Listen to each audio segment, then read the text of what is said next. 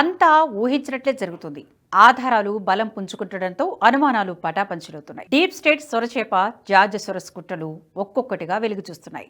సొరోస్ను ముందు పెట్టి bad game ఆడాలనుకున్న Biden కుయుక్తులు బట్టబయలవుతున్నాయి.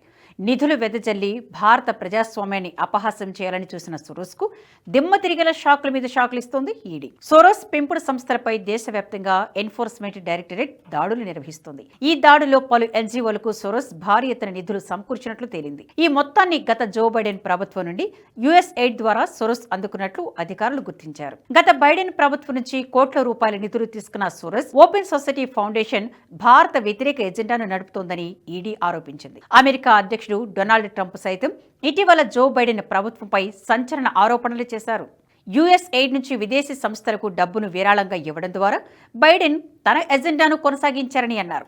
US aid నుండి భారీగా నిధులు తీసుకుని భారత ప్రజాస్వామ్యాన్ని బలహీనపరిచేందుకు సోరస్ కుట్ర పనినట్లు ఈడీ సైతం ఆరోపిస్తోంది. తాజా దాడుల ద్వారా సొరోస్ కుట్రలను భగ్నం చేసిన ఈడీ తన ఆరోపణలను రుజువు చేస్తుంది. నెహ్రూ గాంధీ కుటుంబానికి సొరోస్తో సంబంధాలపై ఇటీవల కాలంలో బీజేపీ నాయకులు పార్లమెంటులో సంచలన ఆరోపణలు చేశారు.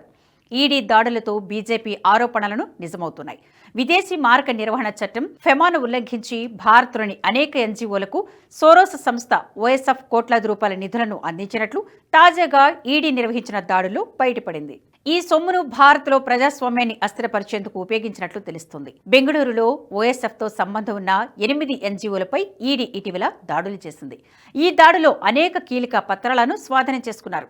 ఈ పత్రాలే సోరోస్ కుట్రల్ని బయటపెట్టాయి. భారత్లో అల్లర్లను ప్రోత్సహించడానికి, అరాచకత్వాన్ని వ్యాప్తి చేయడానికి సోరోస్, యుఎస్ఎయిడ్ కలిసి పనిచేస్తున్నట్లు ఈడీ చెబుతోంది. విదేశీ పెట్టుబడుల పేరుతో షెల్ కంపెనీల ద్వారా భారతదేశానికి తీసుకువచ్చిన దాదాపు 25 కోట్ల రూపాయల జాడ బయటపడింది. జార్జ్ సోరోస్కు చెందిన సోరోస్ ఎకనామిక్ డెవలప్మెంట్ ఫండ్ భారత్లోని పలు ఎన్జీఓలలో చేస్తున్న ఆర్థిక లావాదేవీలను ఈడీ బయటపెట్టింది. ఇది ఫారిన్ కంట్రిబ్యూషన్ రెగ్యులేషన్ యాక్ట్తో పాటు ఎఫ్టీఐ నిబంధనలు ఉల్లంఘించి ట్రాన్సాక్షన్స్ జరిపినట్లు ఈడీ తేల్చింది. ఓపెన్ సొసైటీ ఇన్స్టిట్యూట్కు పెట్టుబడి విభాగం ఎస్సీడీఎఫ్ విదేశీ ప్రత్యక్ష పెట్టుబడుల సాకుతో 3 భారతీయ కంపెనీలకు నిధులు సమకూర్చినట్లు తెలుస్తోంది. Root Bridge Services Private Limited, Root Bridge Academy Private Limited, ASAR Social Impact Advisors Private Limited సంస్థలు ఎస్ఏడిఎఫ్ నుంచి నిధులు అందుకున్నట్లు ఈడీ అధికారులు గుర్తించారు. ఈ 3 కంపెనీలకు 2020-21, 2023-24 మధ్య కాలంలో దాదాపు 25 కోట్లు సమకూరినట్లు ఈడీ తేల్చింది.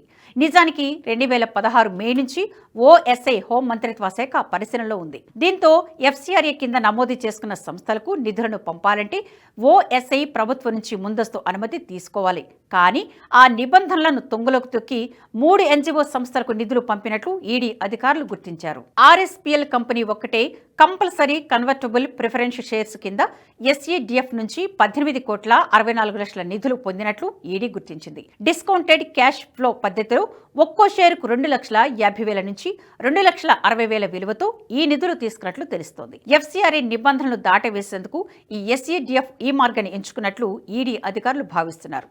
ఎందుకంటే ఎస్ఏడిఎఫ్ దేశంలోని ఏ ఎన్జీఓకు నిధులు సమకూర్చాలన్నా కేంద్ర హోం మంత్రిత్వ శాఖ అనుమతి ఉంటుంది.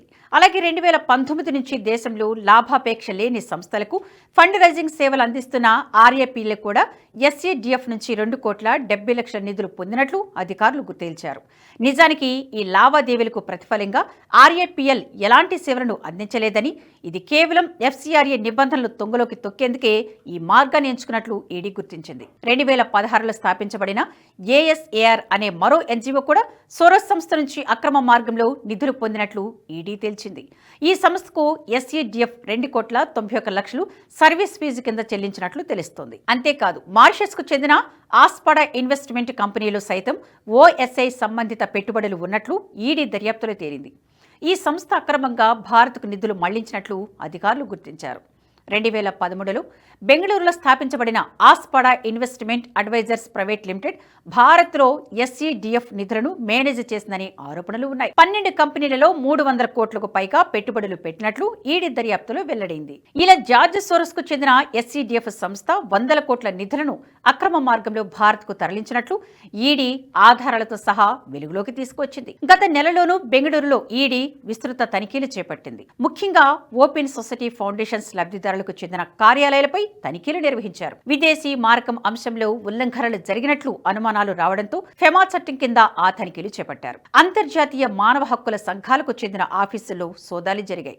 ఈడీ తనిఖీలతో సోరోస్ అరాచకాలు మరోసారి చర్చనీయాంశంగా మారాయి. ఓపెన్ సొసైటీ ఫౌండేషన్ ద్వారా ప్రపంచవ్యాప్తంగా వివిధ దేశాల్లో పెట్టుబడులు పెడుతూ ప్రజాస్వామ్యబద్ధంగా ఎన్నికైన ప్రభుత్వాలను ప్రభావితం చేస్తున్నాడు సోరోస్. దాతృత్వం పేరుతో సోరోస్ చేస్తున్న అరాచకాలకు అడ్డొదుపు లేకుండా పోయింది. డీప్ స్టేట్ తో చేతులు కలిపి యుఎస్ ఎయిడ్ నుంచి నిధులు సేకరిస్తూ దాతృత్వం పేరుతో అక్రమ మార్గాల్లో వివిధ సంస్థల పెట్టుబడులు పెడుతున్నాడు. తద్వారా భారతదేశ ప్రయోజనాలకు పెనువిఘాతం కలిగిస్తున్నాడు. అధికారిక లెక్కల ప్రకారం 2021లో సోరస్ సంస్థ నుంచి భారత్కు సుమారు $4 లక్షల విరాళం అందించినట్లు గణాంకాలు చూపుతున్నాయి. 1999 నుంచి భారత్లో ఓపెన్ సొసైటీ ఫౌండేషన్ కార్యకలాపాలు నిర్వహిస్తోంది.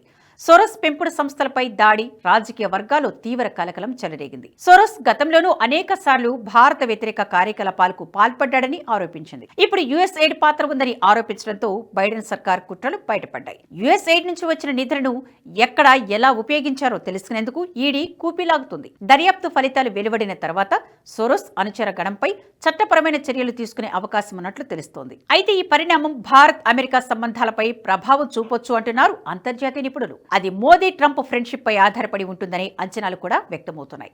ఏది ఏమైనా డీప్ స్టేట్ వృద్ధ మాంత్రికుడు సోరోస్ కుట్రను బహిర్గతం చేయడం ఈడీ చరిత్రలో ఓ మైలురాయిగా నిలవనుంది. ఈ నేపథ్యంలో జార్జ్ సోరోస్ దోషిగా తేలితే ఈడీ ఎలాంటి చర్యలు తీసుకుంటుందనేది ఆసక్తికరంగా మారింది. జార్జ్ సోరోస్ భారత జాతీయుడు కాదు, అమెరికా పౌరుడు.